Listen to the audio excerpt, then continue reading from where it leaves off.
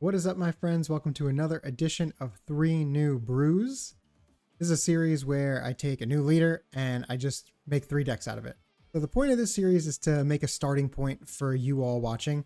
All 3 decks are going to be in the description. So what you can do is just take that deck, copy it into your DBS deck planet, and then you can add or subtract whatever you want. Our leader today is the yellow Vegeta, and this is just a 20k when it's awakened. It's a 20k when attacking, draw a card, and then at the end of your turn, switch up to 2 of your rest mode energy to active mode. So this type of leader wants you to play abilities on the opponent's turn, which means that this type of leader already has like a built-in restriction for your deck building. And that restriction being you need to be playing extra cards that activate on the opponent's turn, or play battle cards with activated abilities that you can activate on the opponent's turn as well.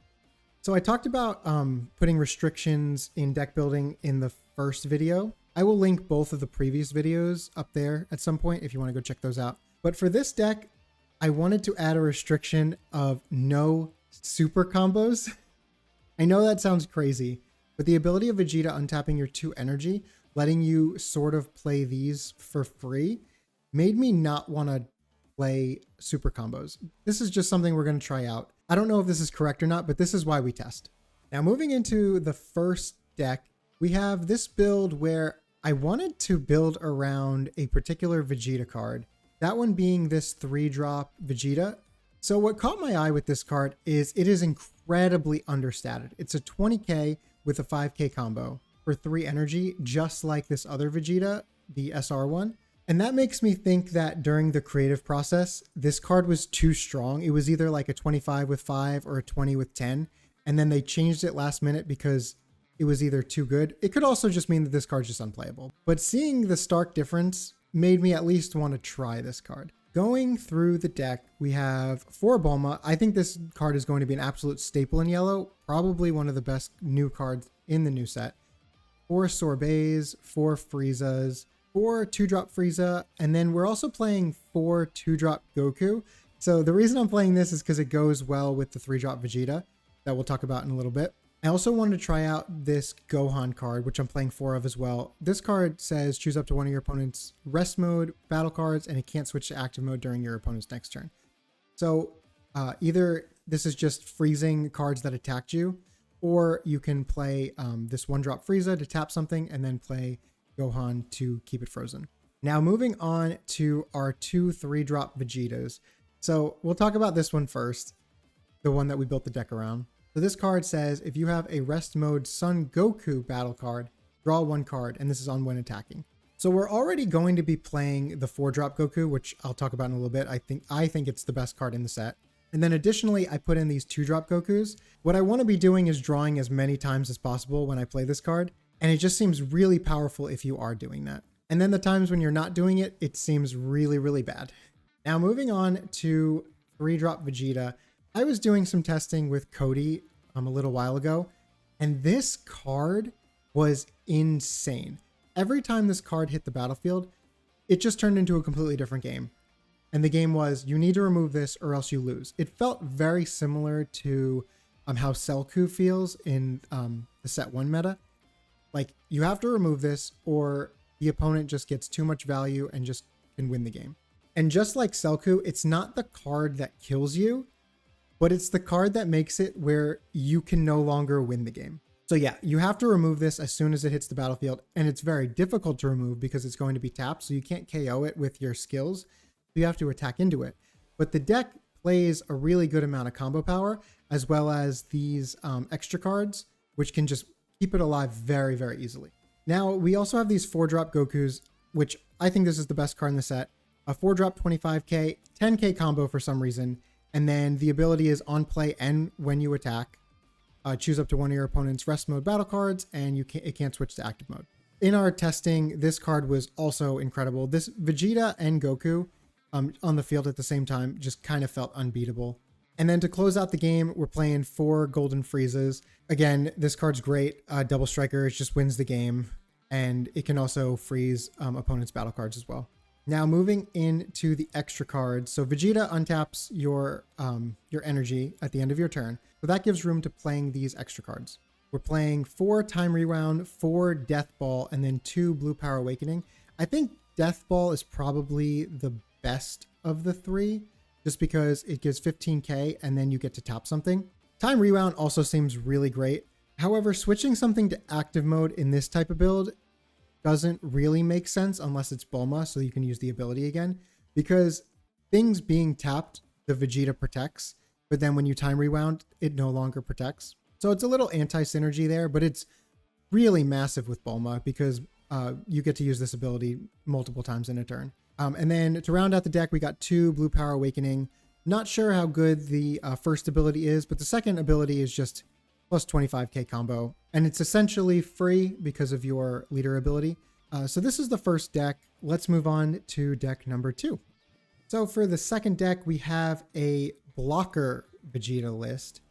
So what I wanted to do here is I wanted to add some blockers because it goes really well with Time Rewound. So you can block and then you can Time Rewound to untap your blocker, which I think is really cool. It actually goes great. It goes best with Cooler. Moving into specifics, we have 4 Bulma, 4 Frieza, same as the last deck. And now we're playing 4 Knees and 4 Zarbon as well, which are blockers that help you self-awaken. 3 drops, we have Vegeta, which again, I think this is probably one of the best cards. Playing against this is just feels awful. And then 4 Piccolo. Piccolo is just a blocker. I think this card is fine. It's a pretty decent blocker, 25k for 3, which are pretty good stats. And then when it dies, or when it's KO'd rather, you choose up to one of your battle cards and switch it to active mode, which can be another one of these blockers that we have. We're playing 1 Whis. So Whis is a 4-drop 25k with a 10k combo that also has blocker. And once per turn, you can tap an energy and then switch this card to active mode. That means that this is a dual attacker, as well as untapping on the opponent's turn because you're untapping your energy at the end of your turn. So this gets to attack maybe twice on your turn and then still gets to block on the opponent's turn. 4 Goku, same as the last deck. There's going to be 4 Goku in every deck. 4 Cooler. Cooler is a really good blocker. When it attacks and blocks, you get to kill 2 drops or you just get to tap something. It's awesome. And then we have this Time Rewound where we can untap it. If Piccolo dies, we can untap it. It has a lot of synergy with this type of deck. And then when it is tapped, it actually gets protection from Vegeta as well, which is really nice. We got 2 Golden Frieza 5-drops and 2 Golden Frieza 6-drops. I'm not sure which one is better in this type of build. This is a much slower yellow deck than the previous one, where you want the game finisher 5-drop. But this one, I think the 6-drop may actually be a little bit more useful. I don't think it's better than 5-drop Golden Frieza, but in this type of deck, I can see it being fine. And then we got 4 super combos, and then pretty much the same extra cards, 4 Time Rewound, 4 Death Ball, but only 1 Blue Power Awakening. I just couldn't fit the second one in.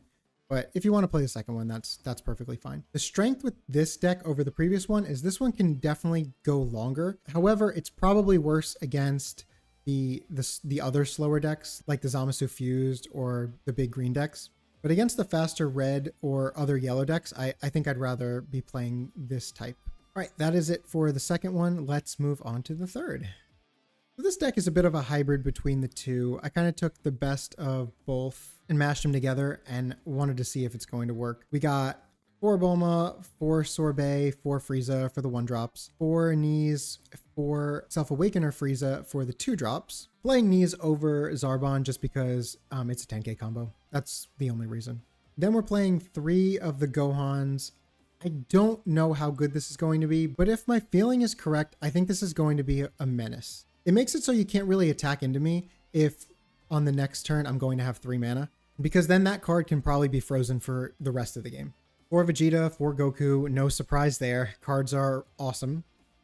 3 Cooler this time. I didn't want to be too heavy on the 0 combo power. We're doing 3 Cooler and 3 Golden Frieza just for the game finishers. I didn't want to go too heavy on 0 because I feel like combo power is really going to matter in the close games. 4 super combos, 4 Death Ball, 3 Time Rewound, and then 2 Blue Power Awakening. This deck feels like the most concise of the 3. Looking at advantages, I think this would be really good against the green decks, pretty fine against the blue decks. Red might give it a little bit of trouble. But this type of deck just seems so powerful, and I'm really excited to try this out. All right, that is it for my 3 new brews for the Yellow Vegeta leader. All decks will be in the description below. Be sure to check them out yourself. Thank you all for watching, and I'll catch you in the next one. See ya.